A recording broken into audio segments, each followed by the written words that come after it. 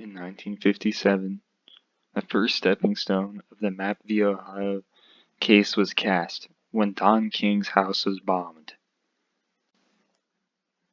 The police would ultimately receive an anonymous tip that the bomber was at the location of Mapp's house. Open up! Open up!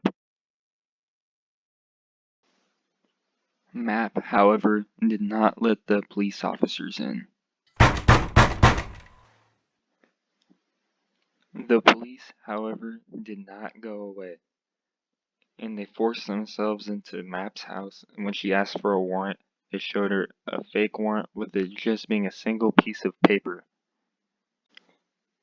When the police searched Mapp's home, they didn't find anything related to the bomber. However, they did see something they weren't supposed to see. Oh my god, don't go in the room, officer. The police, however, did not listen. What in the actual... While searching Mapp's home, the police had found what they had deemed as obscene materials. The police arrested her and charged her for possessing said obscene materials.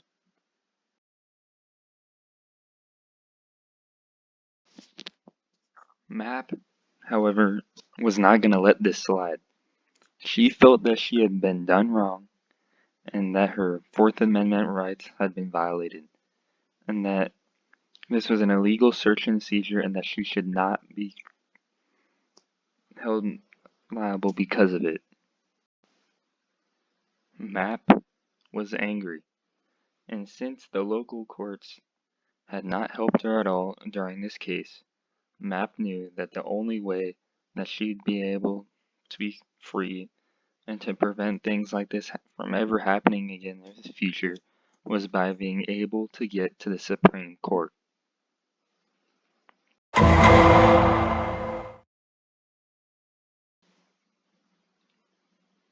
After 4 years from when she was originally convicted, Mapp had finally done it.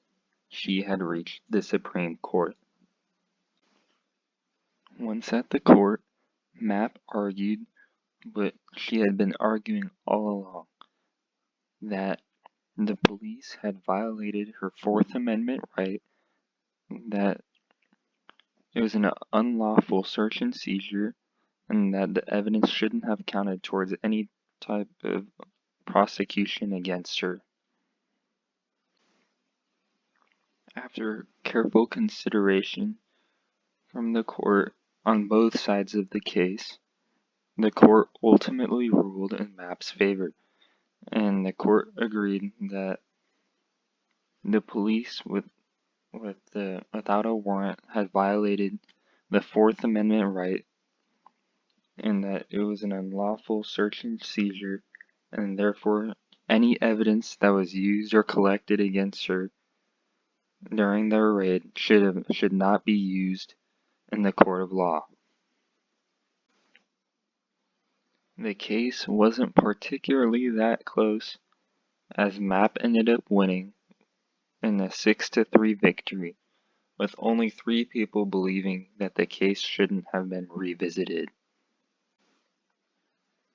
So, you might be wondering, what does Mapp v. Ohio mean for us?